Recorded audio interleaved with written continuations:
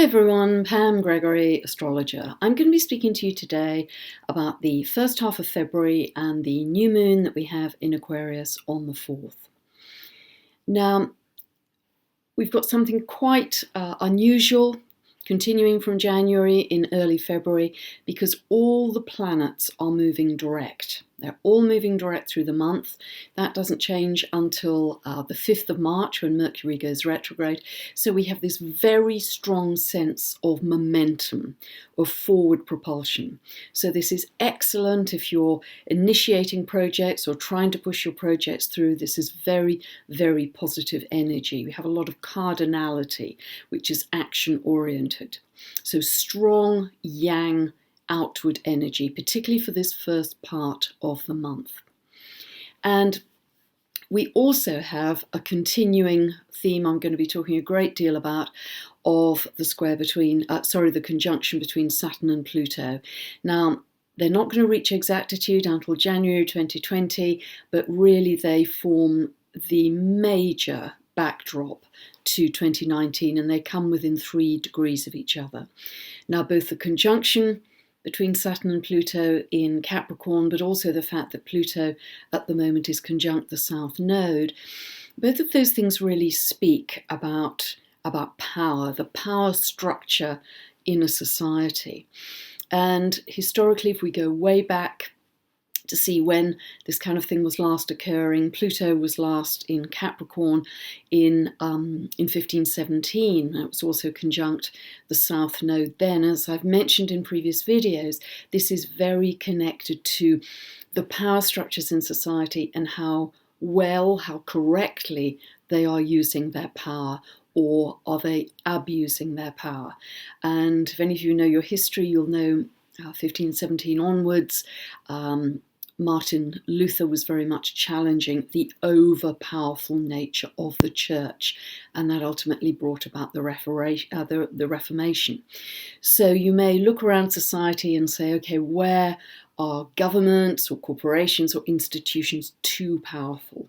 Where are they not using power correctly, with accountability, with integrity, with transparency? Because where that occurs, there's going to be challenge over the coming years. Because wherever Pluto is transiting, and it's currently transiting in Capricorn until 2025, its archetype is about death, rebirth, and transformation. So it breaks down whatever it's affecting in terms of power structure, when that power is found wanting, and then rebuilds it in a different form. Again, I've used this analogy, but if you think of a tree dying in a wood and falling in a wood, and it rots down and ultimately adds to the fertility of the soil, a new life appears from that, but in a different form. That's the whole principle. That's the archetype of Pluto. So that is going to be our process now.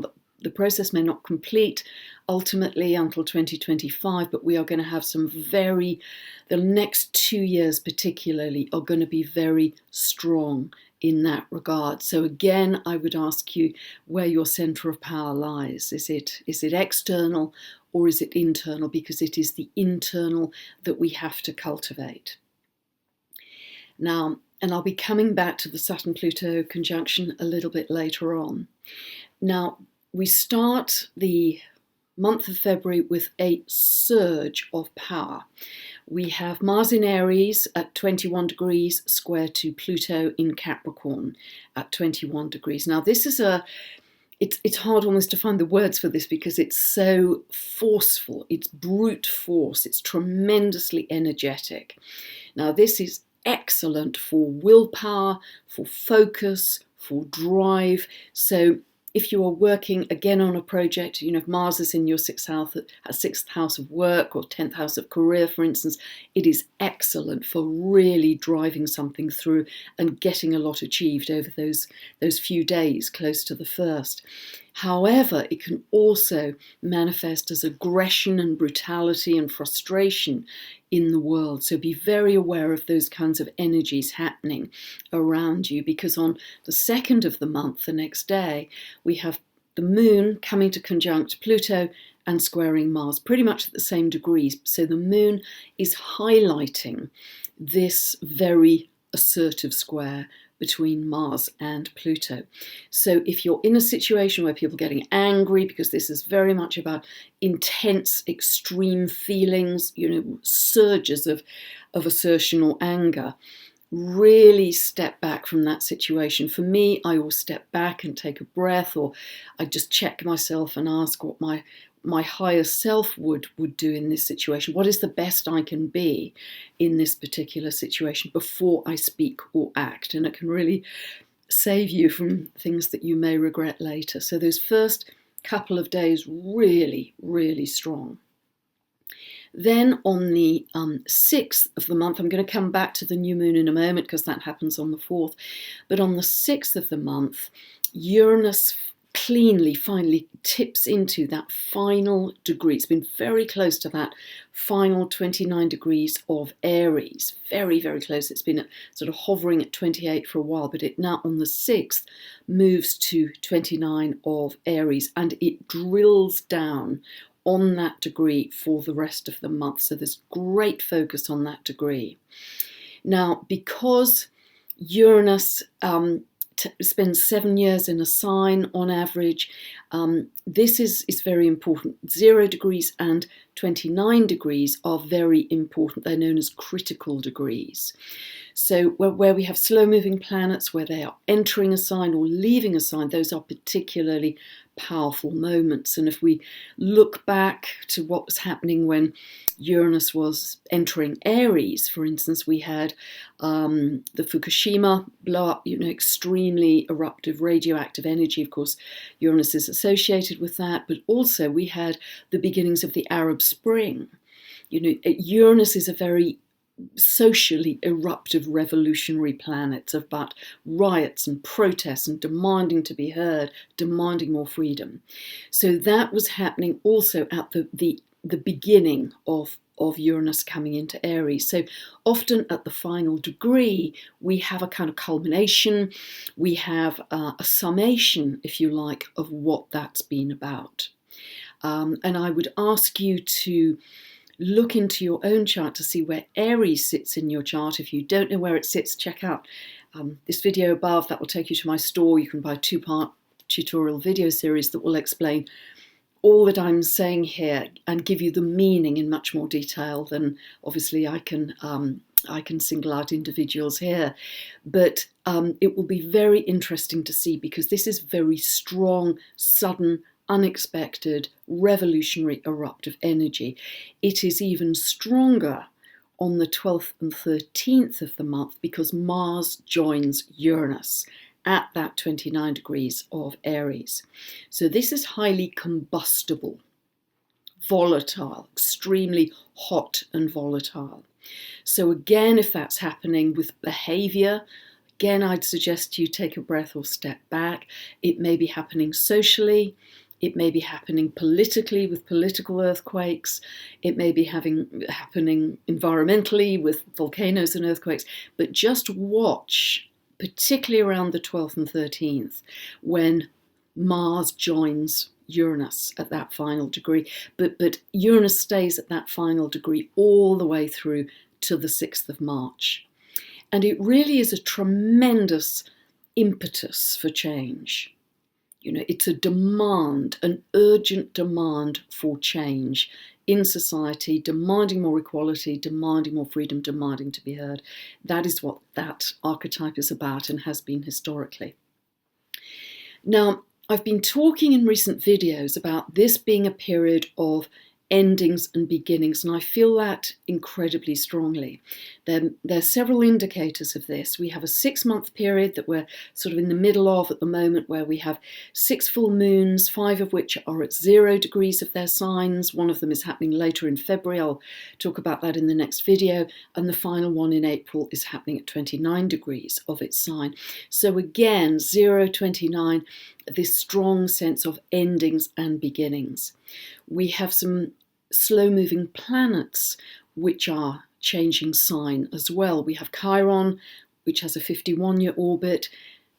On the 18th of the month, I'll talk about this in the next video, it will be changing signs from Pisces into Aries.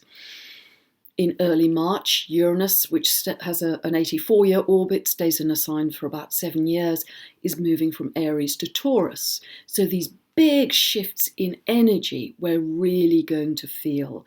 But it is also because of the strong Saturn, Pluto and South Node aspects I've just mentioned that give this feeling of the breaking down of the old patriarchy, top-down kind of power structure in society, particularly where it is found wanting and lacking in integrity.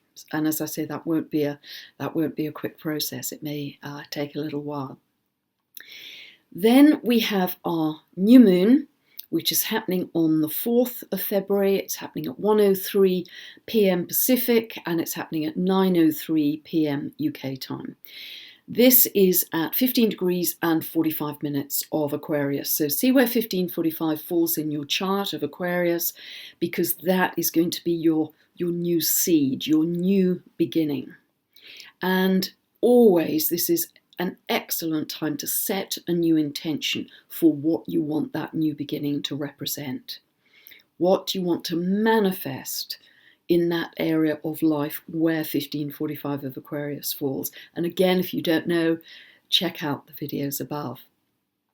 So we have the Sun and Moon together here, and remember also Aquarius is ruled by Uranus. So again, we have these, we have such a clash, particularly in this first part of the month, between strong Mars-Uranus aspects and also strong Saturn-Pluto aspects. So just as I've mentioned in the last couple of videos, we have this kind of bottom-up eruption happening in society, as well as the top-down repression. And we have that here again.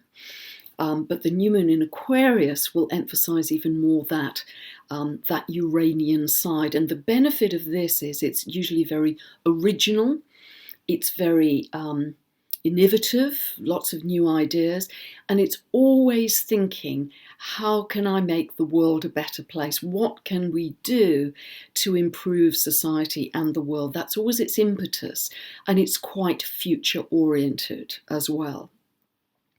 However, the social unrest theme really continues, because at this new moon we have Mars exactly conjunct Eris at 23 of Aries, and also Mars is more widely conjunct, and so is Eris, more widely conjunct Uranus at that 29 degree point. Or in fact, Uranus hasn't quite got there, it's just about to break into that 29 degree point 2 days later. But Eris is the goddess of discord, creating turbulence, breaking things up to break through and achieve a higher level of being for us. So we have this very strong social unrest energy, which again they are all squaring Pluto. Pluto, the policeman, the law and order, you have to obey the rules. So that theme is very strong, but so is this sense of community at the new moon in Aquarius. It's about the collective, it's about the community. And I would really, really urge you, if you haven't already, to get into a community, whether it's in your local area geographically, whether it's online, where you're linking with people of like mind, where you can start to build a group, because that will create great support for however you want to advance society. And I'd also say, that whatever your spiritual practice at this time, through the next 2 years, expand it. If you meditate, meditate more. If you have some service to the community, do more of it. If you imagine yourself in a bubble of light, imagine more of that in a brighter white diamond light, bubble of light. Imagine white diamond light pouring onto the earth, so that permanently you're living less in the 3D world and more in the 4D, which is, I think, very much Uranus, or even in the 5D world, which is Neptune, which I'll talk about in a moment. So you are shifting your frequency to live in love, to feel love, to broadcast love and to live in love. Whatever your circumstances, whether you're married, have a partner, have a dog, whatever it is, you bring love into your life by doing that. But it will be very important as our inner cultivation for the next 2 years. So I'd really say that to you very strongly, because that's the way we automatically increase our frequency. Now, what will help us with this, again, it's an aspect I've mentioned in the last video, is this square between Jupiter and Neptune, which will be running pretty much the whole year. So this has spiritual impetus.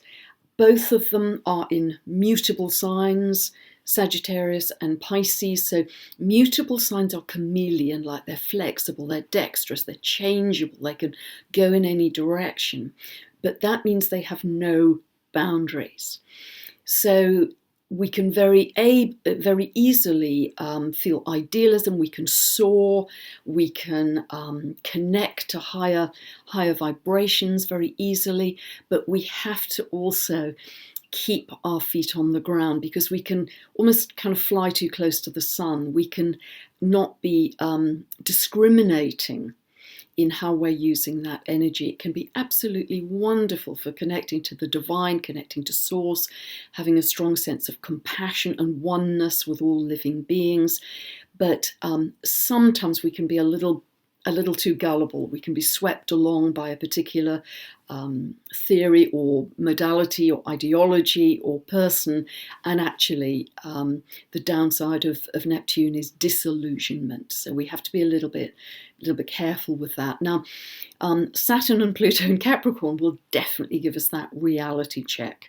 It will definitely keep us grounded a little too much at times, and that's why I think we have to cultivate our spiritual practice to get our balance right. But I would also say, with this Saturn-Pluto conjunction, all of this year, all of next year, and possibly ongoing, this is going to be a time when we kind of feel it's back to basics. And that back to basics feel will increase next month as Uranus moves into Taurus.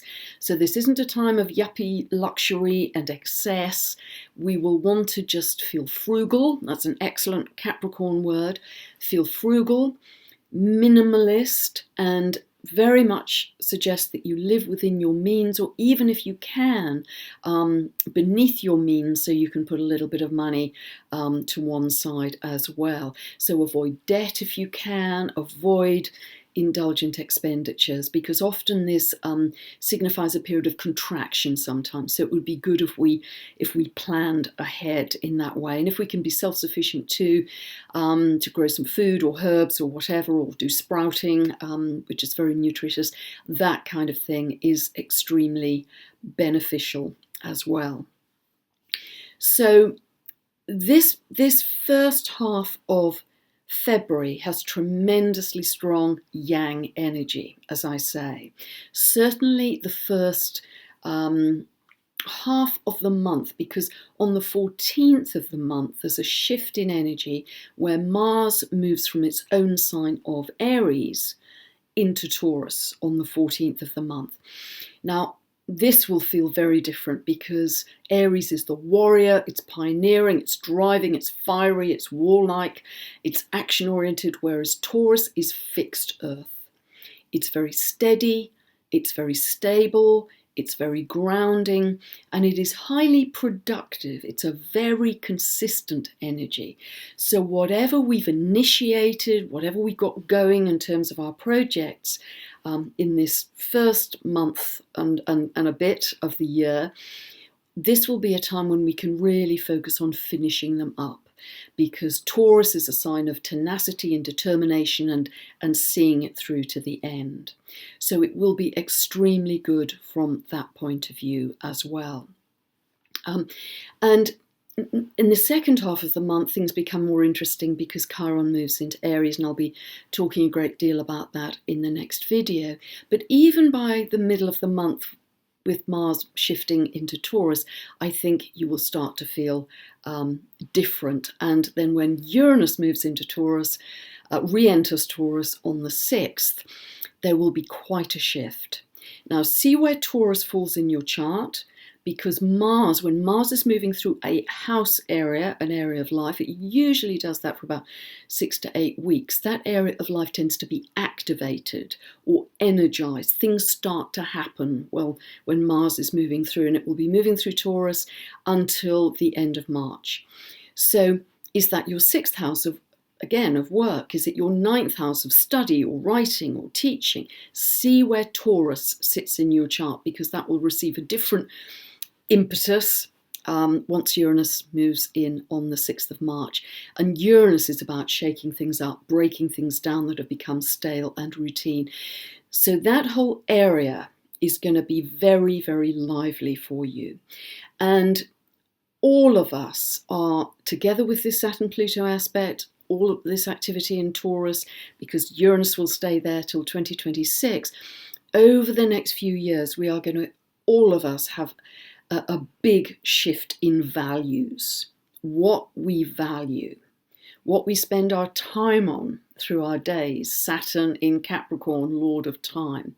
What really matters to us in our lives. And certainly money, the value of money may change over those coming years. How much we value money in terms of the meaning it has in our life, that could also change too. So 2019 could well be a year of extremes, of a lot of polarities between Uranian energy and Saturn-Pluto Capricorn energy. So it's going to be quite a ride through 2019, and that's why I very much suggest you develop your spiritual anchor, your spiritual compass, expand your spiritual practice, whatever it is, and just find that place of peace. And rather than be a receiver of change in the world, be a creator of change in the world. So thank you so much for listening. If you'd like more information about my books, my tutorial videos, my ever so long monthly newsletter, just check out my website, pamgregory.com. You can also download a free birth chart anytime you like from my website. And then, as I say, you can get these tutorial videos that will help you unravel the meaning for you in your life of what I've been saying here today. Don't forget to set your new intention, and see you very soon for the next video for a very exciting second half of February. Bye for now.